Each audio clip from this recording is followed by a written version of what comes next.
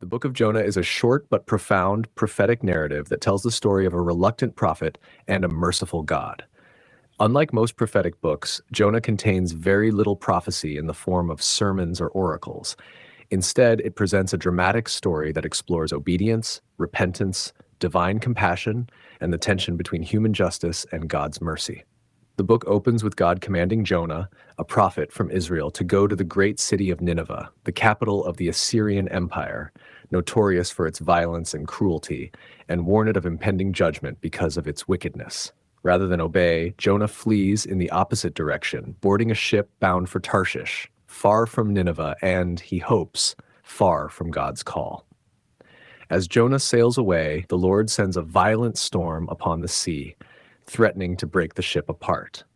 The sailors, terrified, cry out to their gods and throw cargo overboard to lighten the vessel, while Jonah sleeps below deck. When the sailors discover that Jonah is the cause of the storm, through casting lots and questioning him, Jonah confesses that he is fleeing from the Lord, the God who made the sea and the land.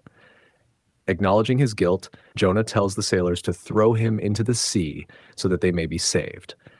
Though reluctant to harm him, the sailors eventually comply, and the storm immediately subsides. In awe of the Lord's power and mercy, the sailors offer sacrifices and vows, marking the first instance in the book of non-Israelites responding rightly to God. After Jonah is cast into the sea, God appoints a great fish to swallow him, and Jonah remains inside it for 3 days and 3 nights. From within the depths, Jonah prays a psalm-like prayer of distress and thanksgiving. He describes his descent into the waters as a symbolic journey toward death, acknowledging that salvation belongs to the Lord alone. God hears Jonah's prayer, and the fish vomits him onto dry land. This episode emphasizes that God's mercy extends even to Jonah in his rebellion, and that deliverance comes not through Jonah's merit, but through divine grace.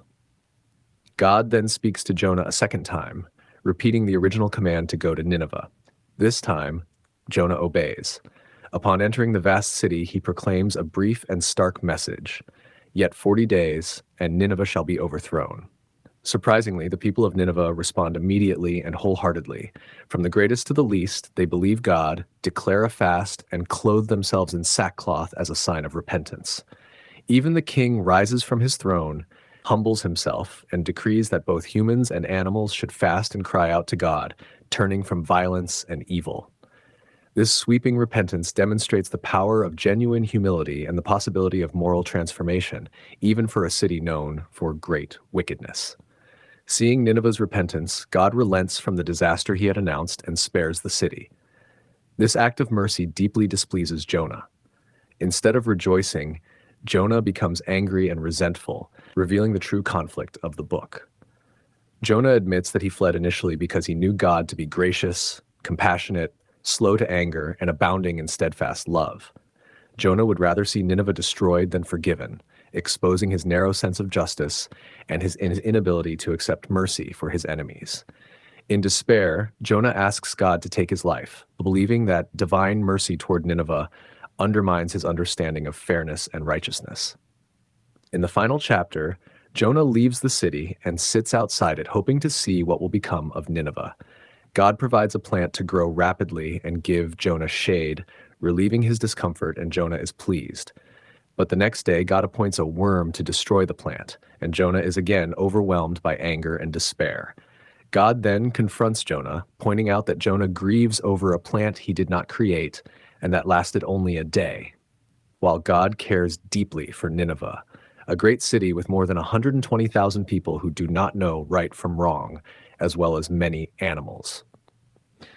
The book ends with God's unanswered question, leaving the reader to reflect on the contrast between human pettiness and divine compassion. The Book of Jonah ultimately challenges readers to examine their own attitudes toward justice, mercy, and outsiders. It presents God as sovereign over nature, nations, and human hearts, and as deeply committed to repentance and life, rather than destruction.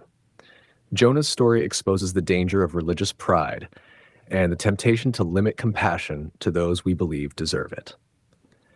By ending without resolving Jonah's response, the book invites each reader to decide whether they will align themselves with Jonah's resentment or with God's expansive and gracious mercy.